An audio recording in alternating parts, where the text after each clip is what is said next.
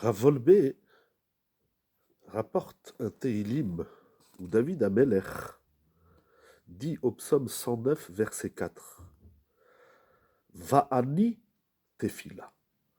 David Amelech, lorsqu'il parle du Ani, il le fusionne avec la tefila. Il explique Rashi, c'est-à-dire littéralement, je suis tefila. Il explique Rashi, Va'ani mitpalel elecha tamid. Je prie, il dit David Amelech HaKadosh Baruch Hu, je prie tout le temps à toi. Je m'adresse tout le temps à Dieu. C'est incroyable, ça veut dire que le moi s'exprime, se forge à travers la tefila.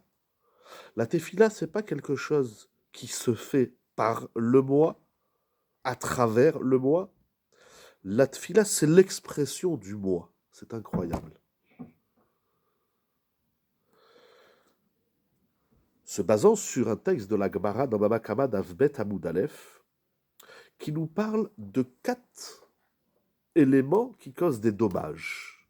Le traité Baba Kama nous parle des nézikides, c'est-à-dire une personne qui cause un dommage. Comment se fait le remboursement du dommage? Qu'est-ce qu'on appelle un dommage? Et l'un des éléments qui cause un dommage s'appelle le miv'e. Regardez au début de Baba Kama, le miv'e.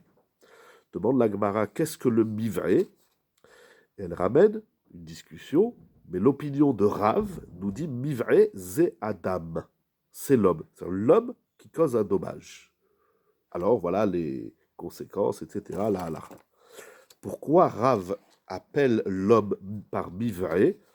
Il ramène un passouk dans Yeshaya qui dit Im teva'eyun ba'eyu, qui veut dire prier, prieur. L'homme est un prieur.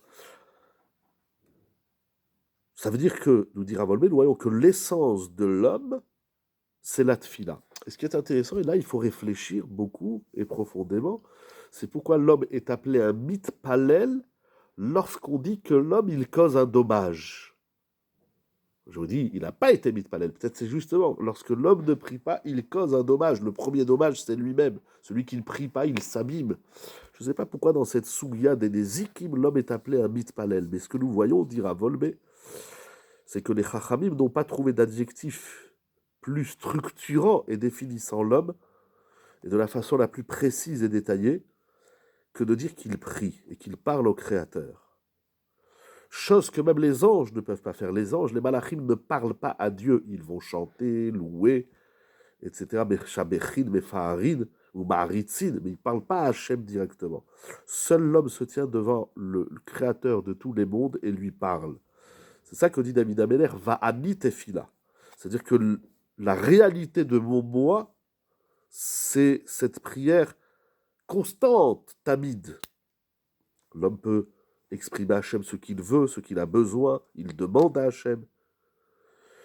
Et le soulam, si l'homme s'accroche donc à cette échelle que nous avons vue depuis le départ dans ce discours de Rav Wolbe, à cette échelle qui est posée au sol et dont le sommet atteint les cieux, à travers elle, donc la neshama, le moi le plus profond, le plus intime de l'homme, alors sur cette échelle, il prie. C'est-à-dire que la réalité authentique de l'homme, c'est qu'il prie. C'est ça le moi, c'est ça le hadi. C'est incroyable. Nous dire à Volbé, le pouvoir du moi est quelque chose d'extraordinaire. Si l'homme avait conscience, ne serait-ce que le connaissait, il n'avait ne serait-ce que l'information de ce pouvoir du moi et combien il peut agir, alors il exploiterait au maximum pour monter et évoluer au maximum. Mais si le moi recherche seulement à être plus grand, ou dans le sens honorifique, il cherche les honneurs, ou il veut être plus grand que les autres, ou il veut s'enrichir. Alors tout ça, c'est le moi négatif, c'est le moi qui va... c'est le moi orgueilleux, c'est le moi négatif, c'est le moi pourri de l'homme. Il grandit, mais il grandit pas dans le bon sens, puisqu'il ne fait que augmenter son ego et son vrai moi, son moi intime, profond, son moi qui lui donne un contact avec Dieu, c'est-à-dire la tfila, ça, il l'a pas.